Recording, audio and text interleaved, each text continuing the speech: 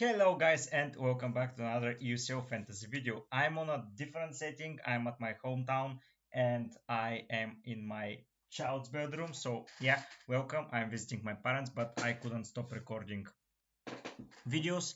So yeah, here it is. And today I've got for you prepared a team selection video where I'll be discussing how my team is setting up, where I'll be looking to change, what I'll be looking to change, do I have some worries about my team, and so on and so on.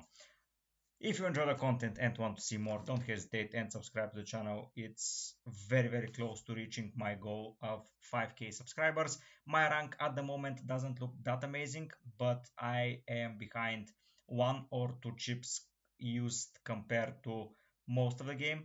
Of course, there are people that are just smashing it, but I think when I use my chips, I would be in a very much better place. Still, plenty of time to recover. So even if you're in a bad rank situation, don't hesitate to keep doing the correct stuff and it will continue providing for you. Sorry for the quality of the camera, sorry of the quality of the microphone, but yeah, I wanted to prepare some videos for you and to have you aware of my strategy and how I think you should be preparing your team as well. Looking now at my team, we have a pretty solid team. Let's look at the dates. The split that we have between dates is pretty good. On the fourth, we have 1, 2, 3, 4, 5, 6, 7 players and 8 on second day. That's a nice split to begin with.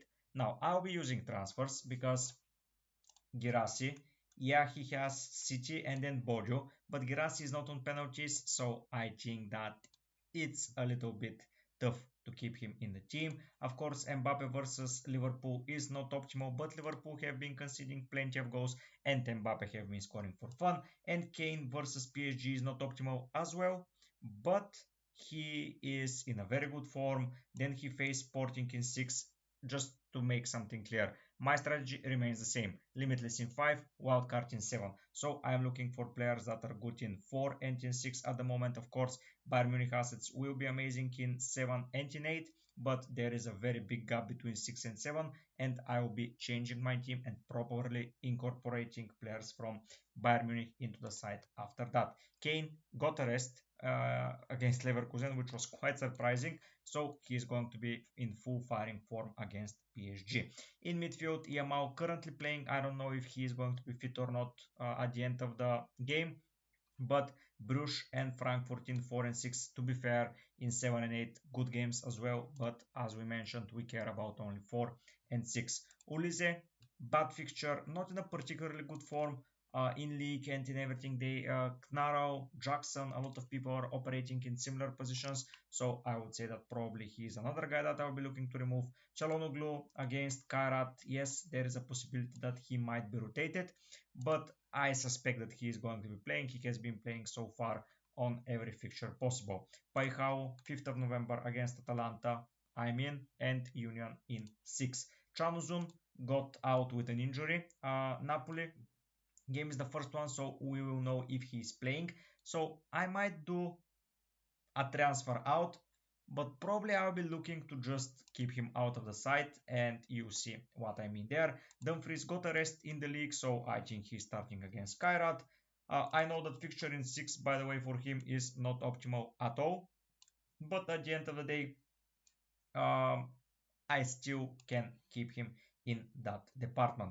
Rodinei, it's time to go, brother. I don't know if he's playing or not. We'll be looking at some data, so on and so on. But yeah, it's been a devastating period for me with Rodinei. Dan Burn, Newcastle were struggling defensively in the league, but in UCL they are fine. So he remains into the side. Hakimi against Bayern, it's not good, but he remains there. And Chalobah, the good thing is that we will know if he starts versus Karabakh or not, so we will know if he will be used or not. Karneski and Raya, two solid keepers. Now, the issue is in my team.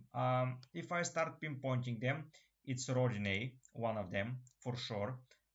It was the 4.0 defender that I opted for. Ben Sebiani, Ben Sebiani is now, it was 4.5, so I didn't have the facilities to incorporate him. So yeah, it was Rodinei. Another issue that I see in my team is Girassi. Yeah, he has been scoring a goal here and there, but him not being on penalties limits my opportunities. Chanuzun is an issue. Chalobah might become an issue even though I brought him last week. I think that he will get playing time in 4 or in 6, so I think I'll be fine. In 7, I just don't care. And yet, I think those are the issues that I have in my team. And the sad thing here is that I cannot do a lot with this. I'll be looking to bring in another Arsenal defender against Slavia Praha.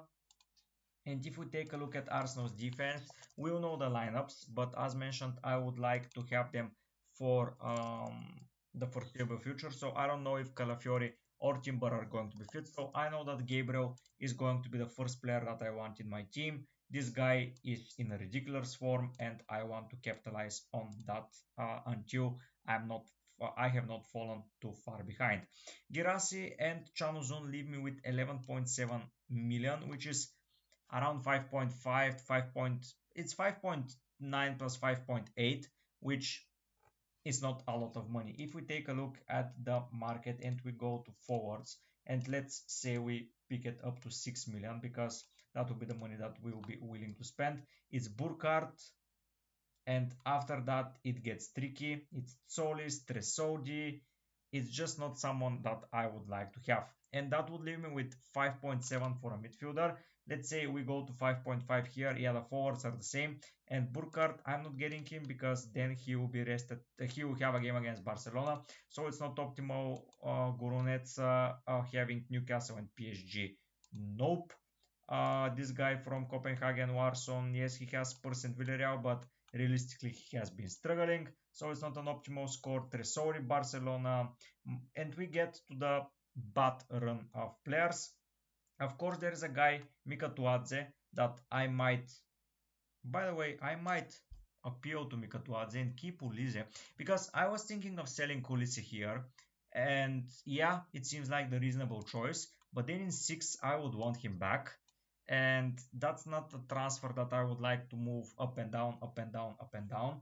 And then I'll be probably looking to sell whoever has a bad fixture or a bad form. I can react because I'll be using limitless, and if there are hard fixtures, I may not be able to capitalize. So bringing Mika Tuadze, who played 60 against City, 76 against Juve, and 90 against Spurs, it looks like an option, not a very good option, but like an okay option.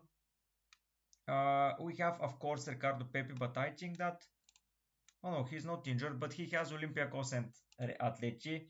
It's not that good, to be fair. So I can go to Mika Tuadze here, which seems like an okay move. And then my other player was going to be a midfielder, and having 5.7 to react. Yes, Nmecha is okay, Diman is okay, Vanaken, Garcia, but I was going to go for Zambo and Guisa, because I think Napoli against Frankfurt, who are conceding goals for fun, and Benfica may have a nice run of fixtures. Of course, Copenhagen, it's a game that I wouldn't be able to capitalize on Zambo. But if it's not Zambo, I think that this hit looks shit. By the way, it looks very shit if you ask me, just incorporating Gabriel in the side. But if Januzun is out, I think that might be the play.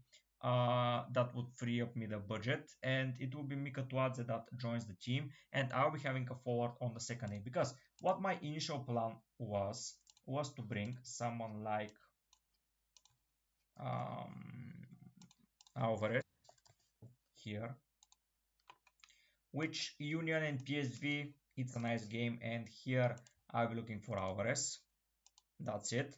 But that would mean that Chanuzun has to stay, and then I have to sell Ulise again for Anguissa.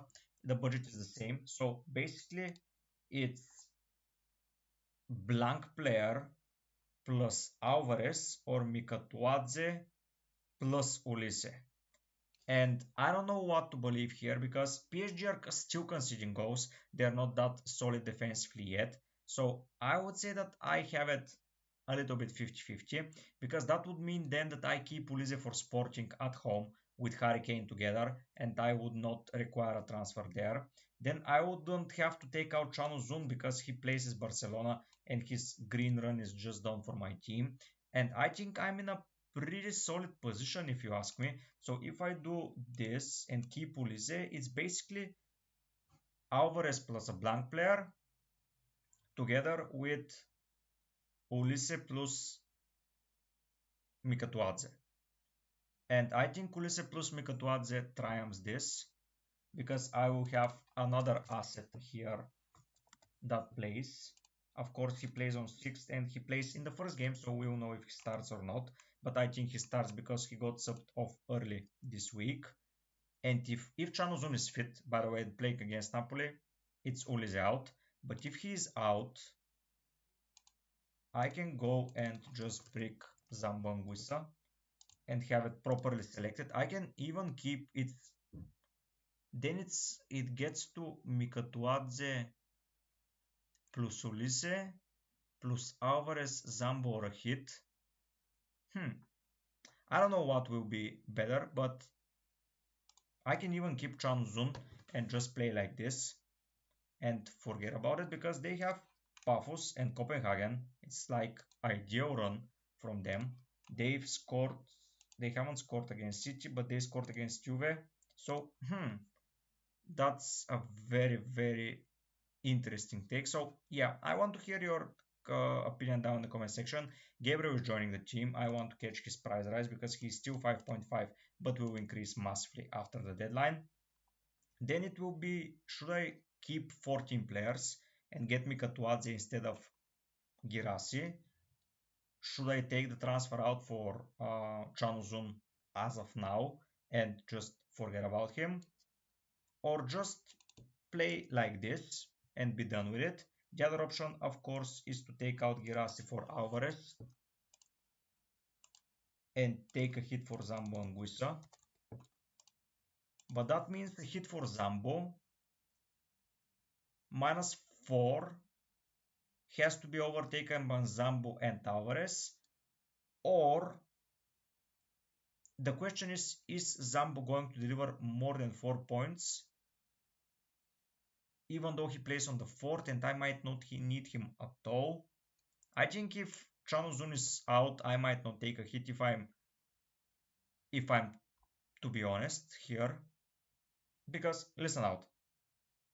I want to bring in Gabriel. That's the thing. And he's my captain for day one, by the way. I'm risking it this time around. I have Yamao and Dumfries on day 2, so I'm cooking. This move, so Alvarez plus Zambo minus 4 points I have to bring in. That's a lot of thing, and I am left with far less players on the 5th. That's not the issue. Or I keep Ulisse, I save a transfer for next week in 6 when I would like him back, and I don't want to lose any money on him because he's 8.1. Probably soon he will rise to 8.23, especially if he delivers in one of these 2 fixtures against PSG or Arsenal. And then I just don't think Alvarez, and I go for Mikatuadze. I know it sounds risky, but why shouldn't take that risk? It's only for 2 weeks. It's not the end of the world. I will know if he starts. He usually starts for them in UCL against Pafos. I see him scoring a goal. So yeah, and I'll have a forward for the last day. That would leave me with 1, 2, 3, 4, 5, 6, 7 players again for first day and 8 on second. That's a good thing. Chanuzun will not be playing probably. So it's either Chanuzun not playing or Zambo and Guisa. But if Zambo blanks, that's basically doing the same stuff. So probably I will keep Chanuzun here. Keep Ulisse. I will have a lot of blankers. Probably on the 4th I would expect Gabriel to return. And one of my PSG or Bayern Munich players and probably Mbappe. That's a bad first day, but I would have 8 players to come on the second day. That's plenty of players. I would know that if Mikatuadze or Chalobah starts, that's a good thing. I would know if yeah, I think I'm fine. So yeah, that's the idea. Probably these are the moves that I will be doing. I know that it sounds surprising to many of you, but still Pafos and Copenhagen are two of the best fixtures that you can have in the league. That allows me to keep 0.6 in the bank. I can next week remove Chanuzun for 5.7 once again in Matchday 6 for a 1 week punt. And I think I'm in a pretty good position. I don't know about what you think, but yeah, that's the plan. Captain for first day, I'm probably going to stick with Gabriel. I know that Mbappe and K playing here, but Gabriel against Slavia Praha, I suspect he will be scoring, and I suspect that he will be getting some clean sheet and some defensive contributions. And of course, I have Yamal against Bruges on the second day, so I think I am more than fine to risk it here. The team doesn't look that exciting, but honestly, this Mika as a shout. I like it and I want to hear your opinion on it. This is going to be the video for today, guys. Thanks so much for watching. If you enjoy my content, don't forget to subscribe to the channel. Don't forget to join the mini league. There is a Discord link. There is a lot of things that you can join and we can have some nice chats. But yeah, for now, that's going to be it. Tomorrow, deadline tips. We'll be looking at all news that we have, and I will be probably updating a limitless draft, a wildcard draft. We'll be checking who to pick, how to pick it, and captain choices, some differential picks here and there. A usual deadline tips video. But for now, this is going to be it. Thanks so much for watching, and I will be seeing you soon. Bye.